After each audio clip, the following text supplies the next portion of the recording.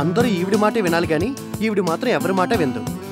Hello sir, మీరేమీ చెప్పక్కర్లేదు, నాకంతా అర్థమైపోయింది. మీకు మీ శ్రీమతి గారంటే వాళ్ళ మాలిన ప్రేమ.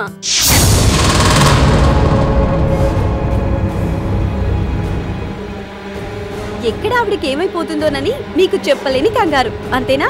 పల్లవి, తనంటే మీకెంత ప్రాణమో ఇదిగో ఇప్పుడే నా కళ్ళారా చూశానుగా. సంధ్య గారు, నిజంగా మీరు చాలా lucky, very very lucky. Pallavi, నేను ఇంకేమీ చెప్పకండి, టోటల్ గా అర్థమైంది. Made for each other. Coffee. Thanks. Pallavi, నాన్నగారు ఎలా ఉన్నారు? నాన్నగారికే బిందాస్.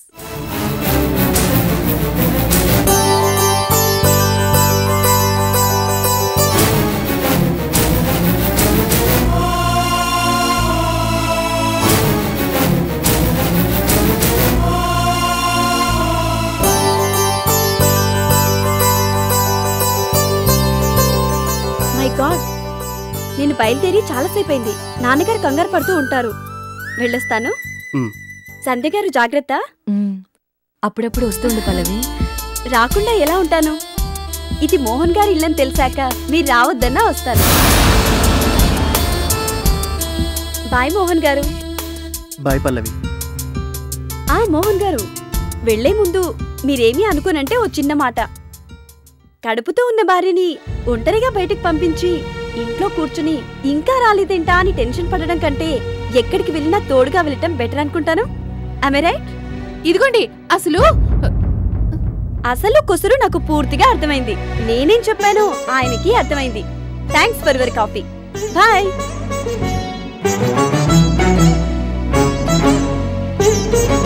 అసలు కొసలు పూర్తిగా అర్థమైందట. చెప్పేది శాంత వినకుండా. ఛీ!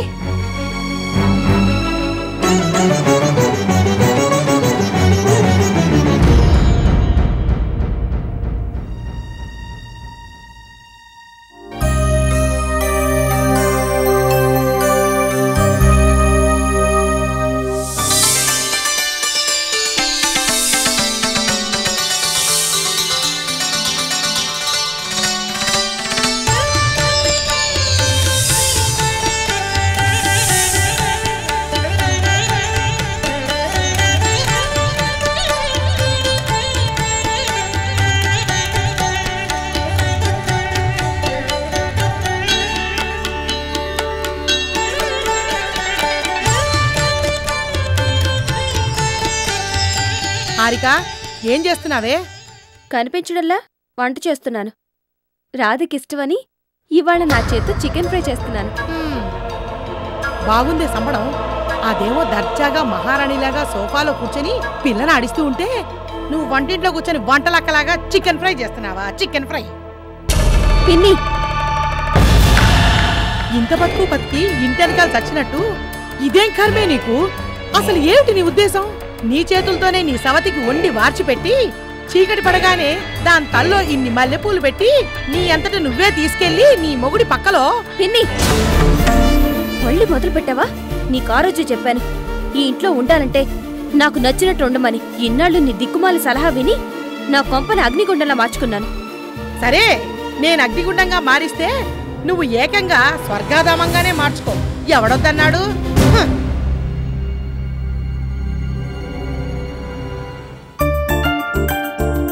అక్క, చికెన్ ఫ్రై గుమగుమలాడిస్తోంది.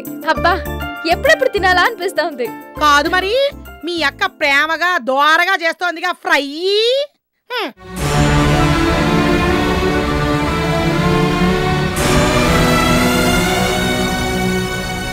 రాధా, నువ్వు ఆవిడ మాటలేం పట్టించుకోకు.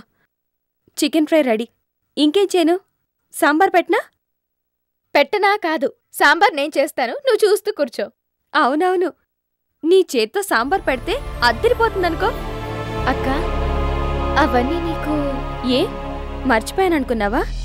నీ చేతి రుచిని, ఆ రోజుల్లో ఆనందాన్ని, టెడ్డీతో కలిసి అల్లరి చేస్తూ నువ్వు నా వెనకే తిరిగిన ఆ జ్ఞాపకాల్ని ఎప్పటికీ మర్చిపోలేను. అక్క. ఏ ఎందుకా కన్నీళ్ళు? నీ కంటతడిని చూడకూడదని జరిగిందంతా ఓ పీడకలనుకుని నిన్ను పాపని నా దగ్గరికి తెచ్చుకున్నాను. నువ్వింకెప్పుడు కన్నీళ్ళు పట్టకూడదు. పిల్ల తల్లివైనా నా పిల్లతో ఆడుకున్న రాధగానే ఉండాలి. సంతోషంగా ఉండాలి. కేరింతలు కొడుతూ ఉండాలి. నీ కళ్ళల్లో వెలుగును చూస్తూ నేను నా గుండెల్లో ఆనందాన్ని నింపుకోవాలి. అక్క వద్దన్నానా? సరే, నేను ముక్కలు తరిగిస్తాను, నువ్వు సాంబార్ పెట్టు. గుర్తుందిగా, సాంబార్ తాలింపులో ఇంగువ గుమగుమలాడిపోతేనే ఆయన గారికి మరీ మరీ ఇష్టం. లొట్టలేసుకుని ఇట్టే తినేస్తారనుకో.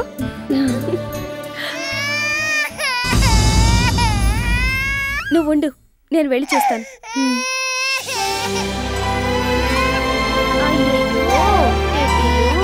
ఏమైందా? ఎందుకు ఏడుస్తున్నావు?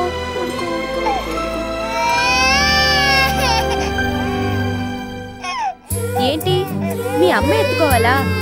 ఈ పెద్దమ్మ ఎత్తుకోకూడదా? మనం పెద్ద చాక్లెట్ తిందాం. నీకోసం తెచ్చి ఫ్రిడ్జ్ లో పెట్టాను. వెళ్ళి తిందావా? పద పద పద పద పద పద పద. అదికో కన్నా, ఫ్రిడ్జ్ లో పెద్ద చాక్లెట్ ఉంది. ఇదిగో చాక్లెట్ తింటావా? తిను.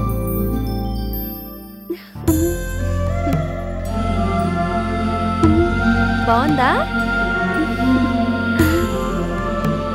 మరి పెద్దంకేమిస్తావు? ఒక పప్పు ఇస్తావా?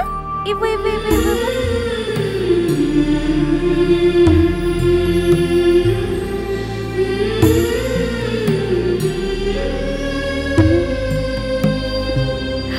తిను. చూడండి, ఇవాళ కన్స్ట్రక్షన్ ఫీల్డ్లో విపరీతమైన కాంపిటీషన్ పెరిగిపోతుంది. ఓ పెద్ద hall, dining room, kitchen, 2-3 bedrooms, ఇలాంటి డిజైన్స్ కన్నా డిఫరెంట్ షేప్స్తో, డిఫరెంట్ డిజైన్స్తో కట్టే నిర్మాణాల వైపే చాలామంది అట్రాక్ట్ అవుతున్నారు. సో ఎప్పటికప్పుడు ఎంతో ఫాస్ట్గా మారిపోతున్న కస్టమర్స్ అభిరుచులకి తగ్గట్టుగా ప్లాన్ చేయగలిగేవాడే, మోడర్న్ అప్రోచ్తో ఆలోచించగలిగేవాడే ఈ ఫీల్డ్లో నెంబర్ 1 అవుతాడు. మనం ఈ ఫీల్డ్లో నెంబర్ 1 కావాలంటే అలాంటి డిజైన్స్తో పర్ఫెక్ట్గా ప్లాన్ చేయాలి.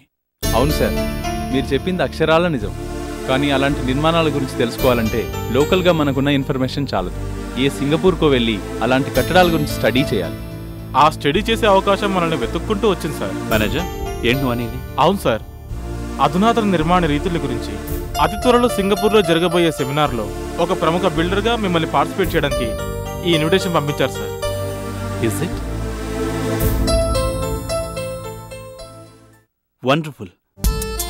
సింగపూర్లో జరిగే ఈ సెమినార్కి దేశ విదేశాల నుంచి ఎంతోమంది ప్రముఖమైన బిల్డర్సు, ఆర్కిటెక్చర్సు వస్తారు. వెరైటీ డిజైన్స్ గురించి, నిర్మాణ రంగంలో టెక్నిక్స్ గురించి తెలుసుకోవడానికి ఇదో అద్భుతమైన అవకాశం. అవును సార్, ఇప్పుడే సింగపూర్ గురించి అనుకున్నాం, ఇంతలోనే ఈ ఇన్విటేషన్.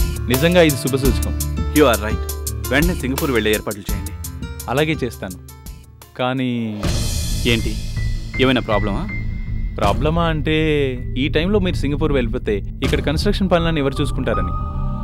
ఇదిగో ఇంజనీరు, ఎవరో ఎందుకు, అన్ని పనులు దగ్గరుండి చూసుకోవడానికి నేను లేను. నువ్వు కన్స్ట్రక్షన్ పనులని దగ్గరుండి చూసుకుంటావా? నీకంత సీన్ లేదు. అది నీ వల్ల కాదులే. ఈ కంపెనీ మేనేజర్ని నా వల్ల కాకపోతే ఇంకెవరి వల్ల అవుతుంది సార్? అవుతుంది. ఈ పనులన్నీ చూసుకోగలగటం, ఈ బాధ్యతలన్నీ నిర్వర్తించగలగటం ఒకే ఒక్క మనిషి వల్ల అవుతుంది. ఎవరు సార్ ఆ మనిషి? చెప్తాను. చెప్పటం మాత్రమే కాదు, నేను లేనప్పుడు అన్ని పవర్స్ని ఆ మనిషికి అప్పగిస్తాను.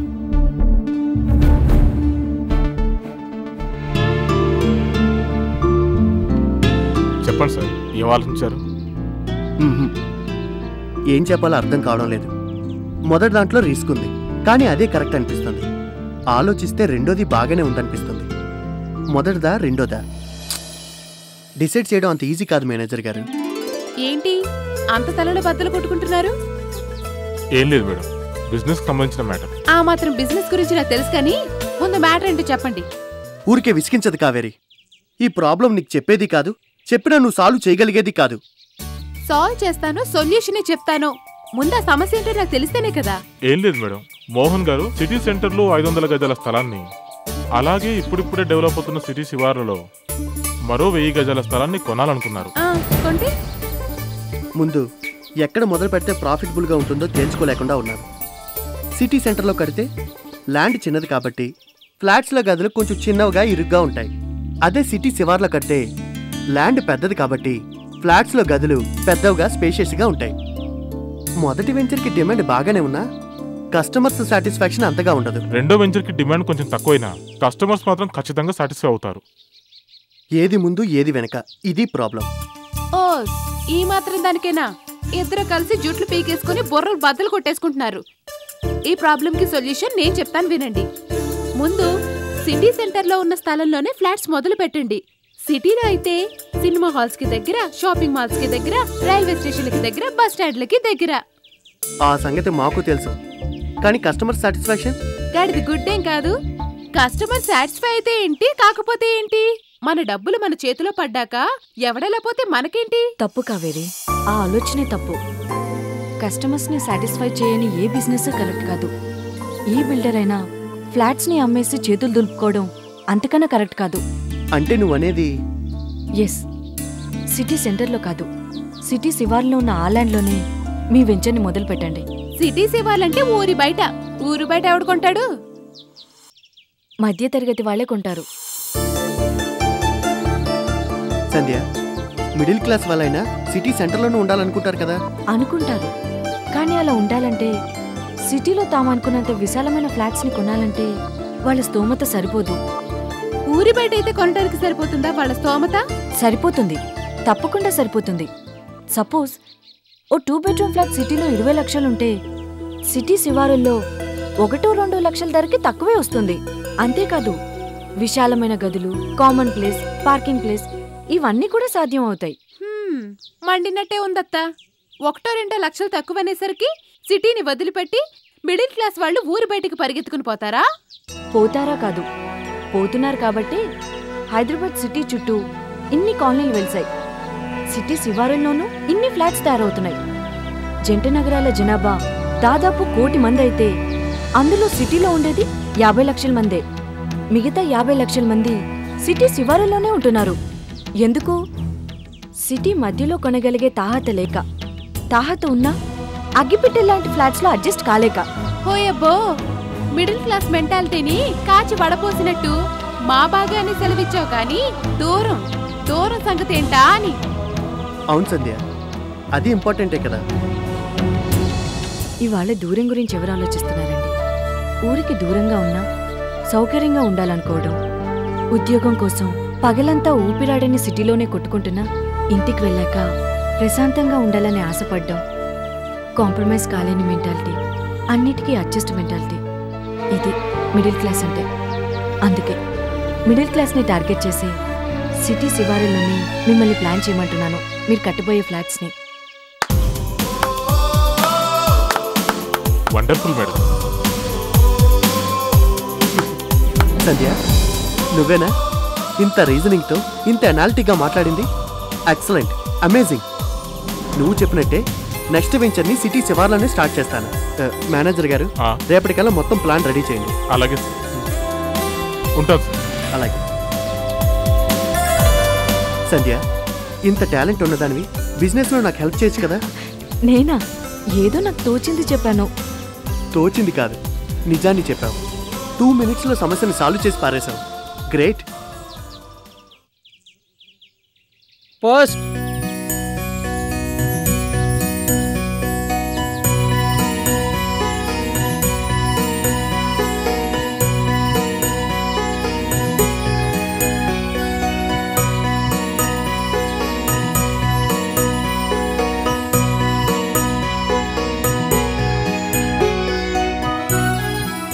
ఎక్కడి నుంచి?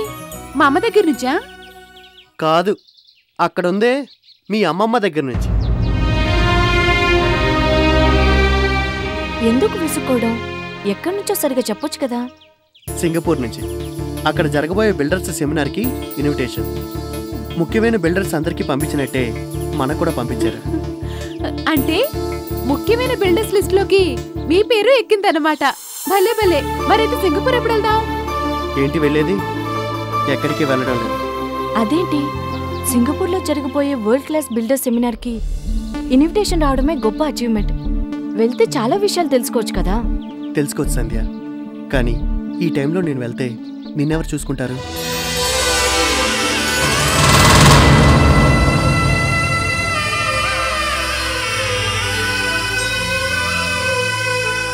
అయ్యయ్యో, ఏం చేస్తున్నారు?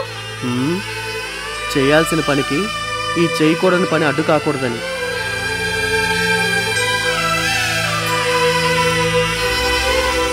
సింగపూర్ ఛాన్స్ నీ కోసం పోయింది. బాగానే ఉంది సంబడం.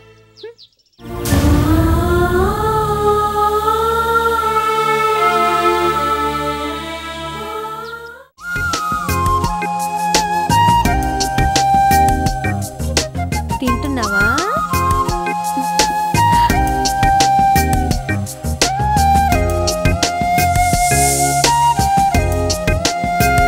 హ్యారీ, ఆకలి దంచేస్తుంది, త్వరగా చూడించు. నా చెయ్యి ఖాళీ లేదు గాని ఇవాళకి రాత వడ్డిస్తుంది, తినండి. అక్క, నేను పర్వాలేదు, నువ్వు వడ్డించు. అది కాదక్క. ఏ మొహమాటవా? అయితే ఓ పంచే, నువ్వు కూర్చో, మీ ఇద్దరికి నా చేతు నేనే వడ్డిస్తాను. అక్క, మాట్లాడకుండా కూర్చోమన్నానా? చూడవే మీ అమ్మ అన్నిటికీ తెగ మొహమాట పడిపోతుంది. కూర్చోరాదా? కూర్చో.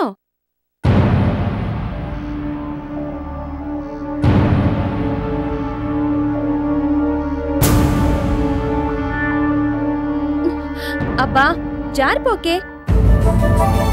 నువ్విలా జారిపోతుంటే నేనెలా వడ్డిస్తాను చెప్పు?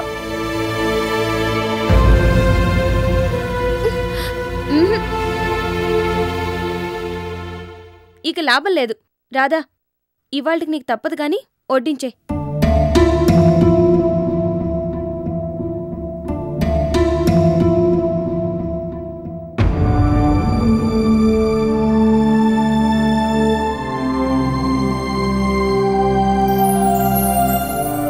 ఏంటా వడ్డించడం? చంటి పిల్లలకి పెట్టినట్టు ఇంకా సన్నం పెట్టు. అదిగో ఆ కూర వేయి. అందులో నెయ్యేసి కలిపితే అద్దరిపోతుంది.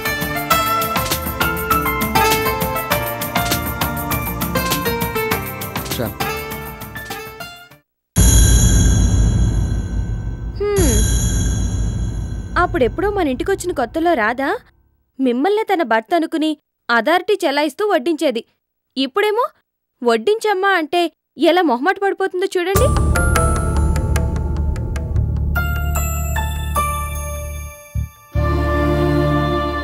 ఏంటి, నేనిక్కడే ఉన్నాననా? చిట్టి తల్లి, పదమ్మా, మనిద్దరం అక్కడికెళ్ళి ఆడుకుందాం. వీళ్ళిద్దరూ కమ్మగా భోంచేస్తారు, సరేనా? పద పద పద పద, మనిద్దరం అక్కడికెళ్ళి ఆడుకుందామే.